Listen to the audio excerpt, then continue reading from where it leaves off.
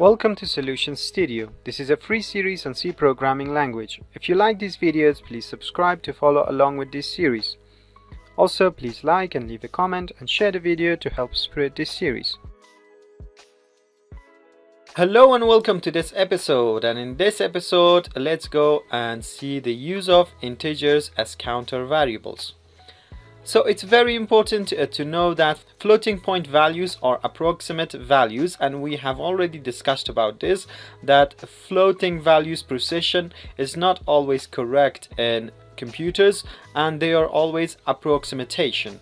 So controlling counting loops with floating values may result in accurate counter values and termination tests, and that's why, and that's the reason, it's always recommended that integer values should always control counting loops. And for that reason, I have an example for you. Let's look at the example. This counter wants to run from 1 until 5, but you can see that the 5 is represented in a floating point. Well, this is not a good idea. You should not use a floating point when you're comparing one value to another, because as we said, that floating point values are approximation inside computer memory.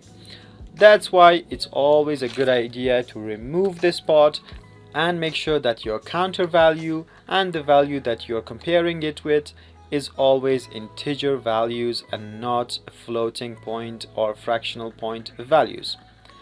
That's it for this episode. See you in the coming episodes.